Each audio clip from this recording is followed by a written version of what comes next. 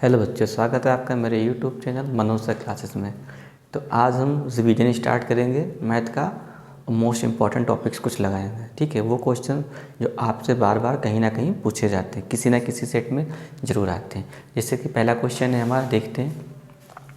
पहला क्वेश्चन सिद्ध कीजिए कि 5+√3 एक अपरिमेय संख्या है। ठीक है, ये इस टाइप से आपसे हमेशा पूछा। तो शुरुआत करते हैं। तो हम कहाँ से शुरुआत करेंगे? माना 5+√3 एक परिमेय संख्या। उल्टा मानेंगे क्योंकि हमको अपरिमेय सिद्ध करना है। परिमेय संख्या है। ठीक है, मान लेंगे ये परिमेय संख्या है, क्योंकि अपरिमेय प्रूफ करना है तो उसका उल्टा मानेंगे। तो क्या लिखेंगे? 5+√3 बराबर a/b। इसको इस रूप में लिख सकते हैं, हम पहले पढ़ चुके हैं। क्या लिखेंगे? जहाँ a, b सह अभाज्य संख्याएं हैं, ये हमको पता है ना। और b is not equal to 0। b कभी भी क्या होगा? 0 नहीं होगा। ठीक है, तो अब इसको हम सही से लिख लें। तो इसको हम चेंज कर लेंगे। तो हम क्या लिख लें? इसको इधर भेज दें तो क्या आ जाएगा? a/b माइनस का 5 पे प्लस में हो जाएगा और √3 इधर लिखा रह जाएगा। ठीक है, इसको हम इधर भेज दिया और इसको यहाँ पे ले लिए। तो देखिए √3 बराबर a/b माइनस का 5, जबकि हम जानते हैं, लिखेंगे जबकि हम जानते हैं, अतः क्या करेंगे? जहाँ a/b कामा -5 कि ये क्या है? ये परिमेय संख्या है, ये परिमेय संख्याएं हैं, ये हम जानते हैं। ठीक है, तो अगर ये परिमेय संख्याएं हैं तो इनका अंतर भी क्या होगा? परिमेय होगा। अतः इनका अंतर भी परिमेय होगा। अंतर भी क्या होना चाहिए? परिमेय होना चाहिए। जबकि हम जानते हैं क्या है? √3 एक अपरिमेय संख्या है ना। अतः हमारी परिकल्पना क्या है? गलत है। अतः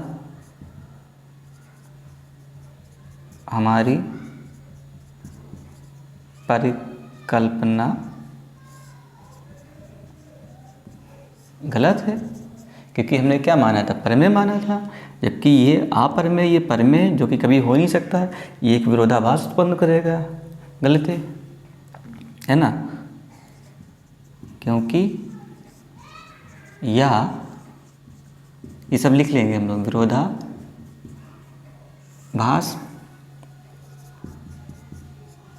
उत्पन्न करता है। इसलिए 5+√3 एक क्या होगी? अपरिमेय संख्या होगी। ठीक है, बस इसमें इतना ही हमको लिखना होता है। ये आपसे 3 नंबर में या 5 नंबर में हर साल जरूर पूछा जाता है। ठीक है, तो इसको एक बार आप लगा के ज़रूर जाएं। आइए दूसरा क्वेश्चन देख लेते हैं। नेक्स्ट क्वेश्चन देखते हैं। नेक्स्ट क्वेश्चन हमसे क्या कहा गया है कि द्विघात बहुपद f(x) बराबर 3x² माइनस का x माइनस का 4 के शून्य ज्ञात करना है, पहली कंडीशन। दूसरी कंडीशन, शून्यकों तथा गुणांकों बीच संबंध का सत्यापन कीजिए। ये क्वेश्चन आपसे बार बार पूछा जाता है। पहले कह देगा शून्य निकालिए, फिर उनके सत्यता की जांच करिए या उनके बीच में संबंध बताइए। ठीक, ये 4 नंबर में ज़रूर आता है इस लेसन से। तो क्या कर लेंगे? पहले हम जो दिया हुआ है, क्या दिया हुआ है हमारा इक्वेशन दी है f(x) बराबर 3x² - x - 4, ये दिया हुआ है। ठीक है, तो इसके हम गुणनखंड कर लेंगे। तो 4 तियाँ 12, तो 12 के फ्रैक्शन करते हैं, ये हम लोग सीख चुके हैं। तो 3x² माइनस का 4x प्लस का 3x और माइनस का 4। लास्ट टाइम बताया था कि लास्ट वाले के फर्स्ट वाले से मल्टीप्लाई करेंगे, जो टर्म आएगा 4 तियाँ 12, इसका कुछ फ्रैक्शन करेंगे हम, जिनको जोड़ने या घटाने से बीच का टर्म आना चाहिए। तो 4x से 3x घटा दो तो 1x आ जाएगा। ठीक है, तो इसी को लिख लेते हैं। अब देखिए इसमें कॉमन क्या क्या है। तो इसमें क्या कॉमन है, फर्स्ट में कुछ कॉमन दिख रहा है आपको, है ना। तो इसमें देखिए केवल x कॉमन है, तो 1x बाहर निकाल लेंगे तो यहाँ बचेगा 3x माइनस का 4। अब यहाँ पे देखिए क्या कॉमन है, यहाँ पे जहाँ पे कुछ कॉमन नहीं होता वहाँ पे 1 कॉमन होता है, तो प्लस का 1 और यहाँ पे 3x माइनस का 4। इनको एक साथ लिख लेते हैं, 3x - 4 और ये x + 1। ये हमारे क्या हो गए, ये हमारे गुणनखंड हो गए। अब इन्हीं गुणनखंडों से हम क्या, इनके शून्य निकाल लें और उनके सत्यता की क्या कर लेंगे, उनके सत्यता की हम जांच कर लेंगे, है ना। तो आइए निकालते हैं। तो एक बार इसको ले लो, 3x - 4 बराबर 0, तो 3x बराबर 4, तो x बराबर 4/3। एक तो ये निकलेगा, दूसरा इसको ले लो, x + 1 बराबर 0, तो x बराबर -1। दूसरा मान ये निकल आया। ये हमारे क्या हो गए, ये हमारे दोनों शून्य हो गए। अब पहली कंडीशन होती है कि शून्यकों का योगफल और दूसरा होता है शून्यकों का गुणनफल। तो शून्यकों का योगफल क्या होता है, तो लिख लेते हैं, शून्यकों का योगफल। ठीक है, अब योगफल क्या होता है, योगफल से पता चला दोनों को जोड़ दें तो योगफल निकल आता है, पर योगफल का कोई फार्मूला भी होता है जो हम लोगों ने सीखा हुआ है। तो जोड़ते हैं इनको, देखते हैं तो क्या हो जाएगा, -1 + 4/3, 3 × 3 और 4 से घट गया तो 1/3। अब सत्यता की जांच करनी होती, तो ये वास्तव में होते क्या है, -x² का गुणांक, है ना, और नहीं सॉरी x का गुणांक और नीचे x² का गुणांक। क्या होता है, x² का गुणांक, x² का गुणांक, ये फार्मूला होता है। तो x का गुणांक और x² का गुणांक, तो x का गुणांक देखिए 1 और x² का 3, तो इसकी जगह पे हम लिख लें -1/3 आ जाएगा। यही क्या हो गया, ये सत्यता हो जाएगी हमारी, ये इसकी जांच हो गई क्योंकि यही तो दिखा रहा है। अब दूसरा शून्यकों का गुणनफल, शून्यकों का गुणनफल, ये क्या होता है, अगर ऐसे डायरेक्ट लिखें, ऊपर क्या होता है अचर पद और नीचे x² का गुणांक होता है ना। तो यहाँ लिखेंगे अचर पद और नीचे x² का गुणांक।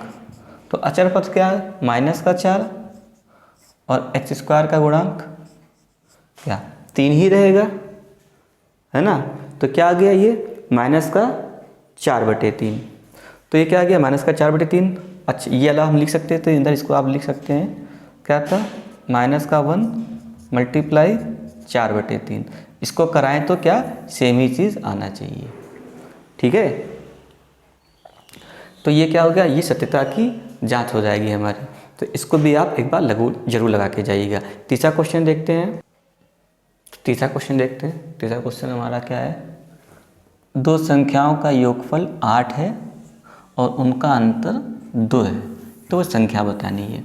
इस टाइप का भी क्वेश्चन आपका कुछ भी आ सकता है, संख्याएं बदल जाएंगी, पर पैटर्न लगभग क्वेश्चन का हमारा यही रहता है। ठीक है, देखते हैं। तो क्या है, माना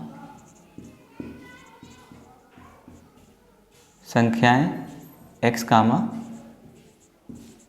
y। ठीक है, प्रश्नानुसार पहली कंडीशन,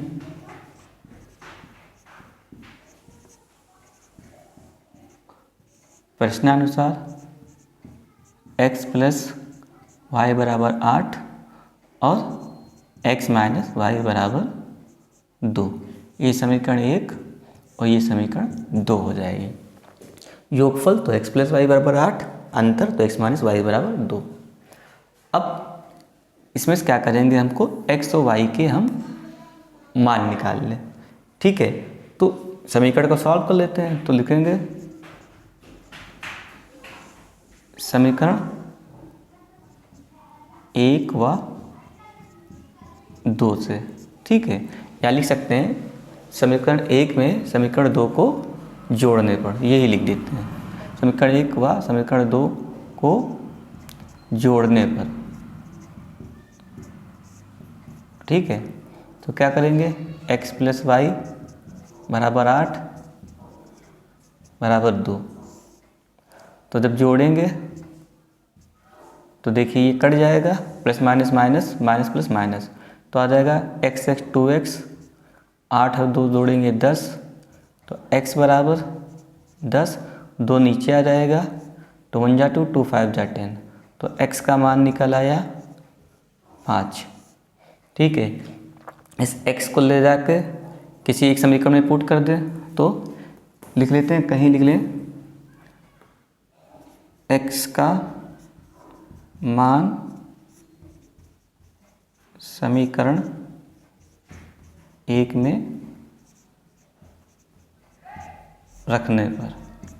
ठीक है, तो इधर लिख लेते हैं समीकरण 1, x प्लस वाई बराबर 8 है, तो x का मान 5 प्लस वाई बराबर 8, तो y बराबर 8 इधर चला जाएगा, माइनस का हो जाएगा, तो कितना आ जाएगा 3, तो y का मान 3।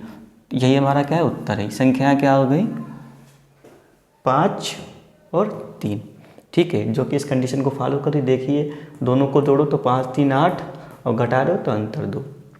इस टाइप के क्वेश्चन आप एक बार ज़रूर लगा के जाइएगा, क्योंकि ये आपसे हर हाल में पूछे जाते हैं, किसी ना किसी सेट में ज़रूर आते हैं। ठीक है, नेक्स्ट क्वेश्चन देखते हैं। नेक्स्ट क्वेश्चन है हमारा, k का मान ज्ञात कीजिए जिसके लिए समीकरण 2x प्लस के वाई बराबर 1 और दूसरा समीकरण 3x माइनस 5y बराबर 7 है। एक अद्वितीय हल है ये। तो देखिए k वाले मान निकालने के लिए आपसे जरूर क्वेश्चन पूछा जाता है, एक ना एक ज़रूर आता है। 4 नंबर में आपको पक्का मिलेगा। फाइंड करने के लिए कहेगा k का मान निकालिए। तो इसमें a1/a2, b1/b2, c1/c2 वाले जो मान होते थे वो फार्मूला हमको पता होना चाहिए। तो आइए, तो देखिए a1 कितना हो जाएगा 2, b1 कितना हो जाएगा k और c1 कितना हो जाएगा 1। ऐसे यहाँ से ले लीजिए, a2 बराबर 3, b2 बराबर -5 और c2 बराबर 7। ठीक है, अब इन सब का मान उसने बोला अद्वितीय हल होंगे, तो अद्वितीय हलों की कंडीशंस क्या होती है, तो a1/a2 बराबर का b1/b2 नॉट इक्वल टू, तो a1 2/3 a1/a2, फिर b1/b2, तो k और माइनस का 5 क्रॉस मल्टीप्लाई करा ले, तो 3k बराबर माइनस का 10, 5 दूना 10 और 3k, तो k बराबर नॉट इक्वल टू माइनस का 10/3। तो k के -10/3 मान के लिए हमारे क्या हो जाएगा, अद्वितीय हल होंगे।